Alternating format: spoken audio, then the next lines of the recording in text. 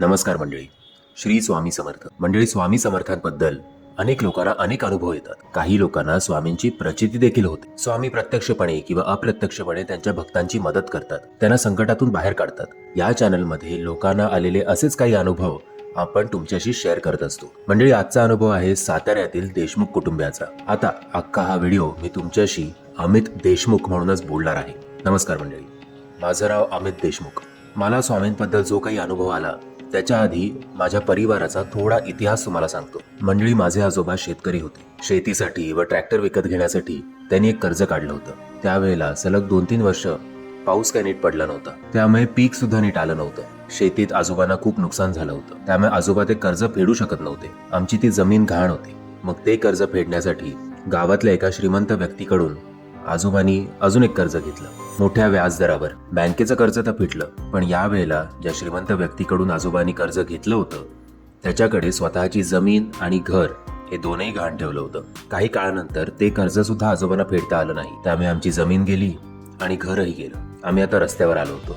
माझे बाबा तेव्हा जेमतेम 14-15 वर्षाचे असतील. बाबांना शाळेत जायची इच्छा होती, शिकायची इच्छा होती, परंतु आजोबांकडे पैसेच नव्हते शाळेची फी भरण्यासाठी. त्यामुळे बाबांनी एका हॉटेलमध्ये वेटर म्हणून काम करायला सुरुवात केली. हळूहळू बाबांना असं जाणवू लागलं की हे वेटर बिटर ठीक आहे, पण आपल्याला स्वयंपाक करायला खूप आवडतंय, काहीतरी कुकिंग आणि आपला काहीतरी संबंध आहे. म्हणून माझे बाबा त्या हॉटेलमधल्याच किचनमध्ये स्वयंपाक करायला शिकायला लागले. हळूहळू त्यांना असं जाणवू लागलं की आपण या सगळ्या गोष्टी चांगलं करतोच आहे, पण बटाटा वडा आणि मटण या 2 रेसिपी अशा आहेत ज्यात आपण मास्टर आहोत. 1-1.5 वर्ष त्या किचनमध्ये कुकिंग शिकल्यानंतर माझ्या बाबांनी ठरवलं की आता स्वतःची एक वडापावची गाडी टाकायची. बाबांनी ती वडापावची गाडी टाकली देखील. पहिल्या 6 महिन्यानंतरच हळूहळू वर्ड ऑफ माउथनी त्या वडापावच्या गाडीला भरपूर प्रसिद्धी मिळू लागली. तेव्हा काय आत्तासारखे फूड ब्लॉगर्स नव्हते. एक माणसाने दुसऱ्याला सांगितलं, दुसऱ्याने तिसऱ्याला सांगितलं, असं करत करत अख्ख्या साताऱ्यातले लोक बाबांच्या गाडीवर वडापाव खायला येत होते. हळूहळू फक्त साताराच नाही तर कोल्हापूरकर सुद्धा बाबांच्या गाडीवर वडापाव खायला येत असत. आता त्या धंद्यात बाबांचा जम बसू लागला. फक्त 5-6 वर्षातच जो काही प्रतिसाद या गाडीला मिळत होता वडापावच्या, त्याच्यामुळे बाबांनी एक निर्णय घेतला, आता आपण हॉटेल व्यवसायात उतरायचं. बाबांनी कर्ज काढलं, हॉटेल सुरू देखील केलं. त्या हॉटेलला सुद्धा चांगला प्रतिसाद मिळाला, कारण बटाटा वडाची गाडी टाकून बाबा त्यांची दुसरी स्पेशल रेसिपी म्हणजेच मटण हे करू शकत नव्हते. पण आता हॉटेलमध्ये त्यांचा नाश्त्यासाठी बटाटा वडा आणि दुपारचं जेवण किंवा रात्रीच्या जेवणासाठी मटण हे खूप फेमस होऊ लागलं होतं. देशमुखांच्या हातचं मटण आणि देशमुखांच्या हॉटेलमध्ये जाऊन बटाटा वडा नाही खाल्लात तर तुम्ही सातारकर नाही, अशी एक चर्चा सुरू झाली होती. हळूहळू बाबांनी जे काही वाईट दिवस बघितले होते ते आता चांगल्या दिवसांमध्ये कन्वर्ट होऊ लागले होते. आजोबा देखील जायच्या आधी संतुष्ट होते की मी ज्या काही चुका केल्या त्या चुकांमधून शिकून माझ्या मुलांनी आज एवढं मोठं साम्राज्य उभं केलंय. आता आमच्याकडे 2-3 गाड्या होत्या. एक मोठा बंगला देखील विकत घेतला होता. मला अजून 2 भावंड होती. मी सगळ्यात मोठा, मधला भाऊ आणि सगळ्यात धाकटी बहीण. आम्ही तिघही अभ्यासात खूप हुशार होतो. आमचं खूप छान आणि सुखी कुटुंब होतं. आमची आई हाऊसवाईफ होती, सतत देवदेव करणारी होती. आम्ही फक्त गणपती बाप्पांची आणि आपल्या छत्रपती शिवाजी महाराजांची पूजा करायचो. काही काळानंतर बाबांचा व्यवसाय अजून वाढत गेला. 1 नाही, 2 नाही तर 5-5 हॉटेल्स बाबांनी महाराष्ट्रात काढले. आई नेहमी म्हणायची की बाबांचे असे कोण दुश्मन नाही आहेत, पण बाबांची प्रगती बघता नक्कीच कोणतरी या धंद्यावर, तुमच्या बाबांवर किंवा आपल्या कुटुंबावर जळत असणार. तेव्हा आम्हा कोणालाही असं वाटलं नव्हतं की आईचं हे म्हणणं कधी ना कधी खरं ठरेल. काळ बदलत चालला होता. आम्ही तिघही आता सेटल झालो होतो. माझं स्वतःचं एक कुटुंब होतं, माझ्या भावाचं एक कुटुंब होतं आणि बहीण लग्न करून सासरी गेली होती. आता 5 ते 10 हॉटेल्स देखील झाले होते. आम्ही 2 भाऊ मिळून ते हॉटेल्स व्यवस्थित सांभाळत होतो. बाबा आता आयुष्यभर कष्ट करून दमले होते, त्यामुळे आम्ही त्यांना सांगितलं की तुम्ही आता आराम करा. जेव्हा केव्हा तुम्हाला बोर होईल तेव्हा फक्त गल्ल्यावर जाऊन बसा, बघा आपलं हॉटेल कसं चालतंय ते. बरं, आम्ही 2 भावंड जरी हे हॉटेल सांभाळत असलो, काही शेअर्स म्हणा आम्ही आमच्या बहिणीच्या नावावर सुद्धा ठेवले होते. एक दूसरे से करते है प्यार हम, एक दूसरे के लिए बेकरार हम. हे गाणं आम्ही सतत आमच्या परिवारामध्ये गात असे. आम्हाला कोणालाच वाटलं नव्हतं की आम्हाला काही होईल किंवा आम्हाला आमच्या प्रगतीकडे बघून कोणाची तरी आम्हाला नजर लागेल. सगळं काही व्यवस्थित सुरू होतं. अचानक आम्ही बघितलं की आमच्या आईची तब्येत जरा बिघडू लागली होती. आई जरा विचित्र वागायला लागली होती. आम्ही तिला डॉक्टरांकडे दाखवलं तर सगळे रिपोर्ट्स नॉर्मल होते, पण आईला काहीतरी शारीरिक नाही तर मानसिक त्रास होता. तो काय होत होता ते ती आम्हाला धड काही सांगू शकत नव्हती. हळूहळू आईचं वागणं जे आहे ते खूपच ॲग्रेसिव्ह होऊ लागलं होतं. जशी आई आम्ही याआधी कधीही बघितली नव्हती तशी आई आत्ता आम्हाला दिसत होती. बाबा समोर आले की ती बाबांना शिव्या द्यायची, आम्ही तिच्या समोर आल्यावर ती आम्हाला शाप द्यायची. हे आपल्या आईला काय होतंय आम्हाला काहीच कळत नव्हतं. आम्ही आईला जवळजवळ 5 ते 10 सायकॅट्रिस्ट कडे घेऊन गेलो. सगळ्यांचे उपचार सुरू होते, पण हवा तसा रिझल्ट काहीच मिळत नव्हता. या सगळ्या गोष्टी आम्ही आमच्या बहिणीला सांगितल्या नव्हत्या. 6-7 महिने झाले. एक दिवस अशी वेळ आली की आम्हाला आमच्या आईला बांधून ठेवायला लागलं, कारण जर तिला आम्ही सोडलं असतं तर तिने काहीतरी स्वतःची तरी हानी केली असती, नाहीतर आमच्यापैकी कोणाला इजा पोचवली असती. जेव्हा आम्ही तिला बांधून ठेवलं तेव्हा एकदम ती रडायला लागायची. बाळा माझ्याशी असं वागू नकोस रे. अरे आई आहे ना मी तुझी. कोणी आईशी असं वागतं का रे? असं आम्हाला इमोशनल ब्लॅकमेल करायची, आणि जर आम्ही तिला सोडलं तर लगेच तिचं रुद्र रूप आमच्या समोर यायचं. मला सोडलंस ना, याचीच वाट बघत होते मी तुम्हाला शाप देते की तुमचं सगळा धंदा, तुमचं अख्खं कुटुंब उद्ध्वस्त होणार आहे. तुमच्यासारखी नालायक माणसं फक्त नरकात जाण्याच्या योग्यतेची आहेत. तुमच्या अंगाला किडे लागून तुम्ही सगळे मराल. तुमच्या प्रेताला कुत्र चाटेल. कोणीही तुमच्या प्रेताला अग्नी द्यायला सुद्धा येणार नाही.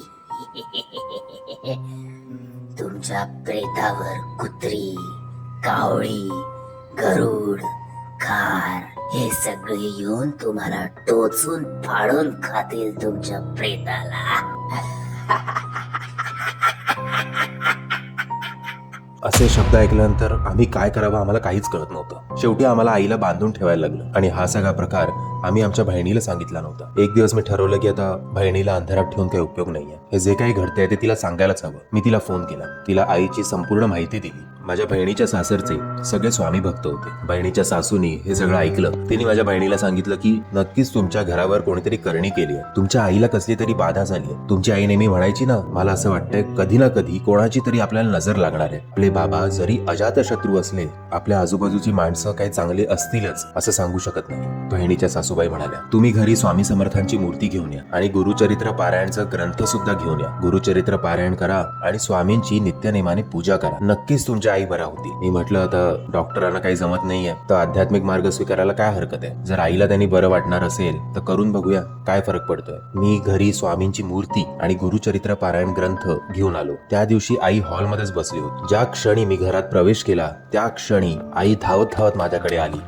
माझ्या हातातील तिने स्वामींची मूर्ती घेतली. मी तर तिला याबद्दल काहीच सांगितलं नव्हतं, पण तिला माहिती नसताना तिचं असं अचानक माझ्याकडे धावत येणं, जोर जोरात ओरडणं आणि माझ्या हातातली स्वामींची मूर्ती घेऊन तिने ती मूर्ती जोरात फेकून दिली. माझ्या काळजाचा ठोकाच चुकला. मी म्हटलं आता काही खरं नाही. हे जे काही घडलंय ते खूप वाईट घडलंय. मी स्वामींची माफी मागायला स्वामींच्या मूर्तीकडे गेलो. बघतो तर काय, एवढ्या जोरात ती मूर्ती फेकून सुद्धा त्या मूर्तीला कुठल्याही प्रकारचा तडा गेला नव्हता. स्वामी जिकडे होते तिकडे असे काही बसले होते जणू काही देवघरात ते आसनावरच बसले आहेत.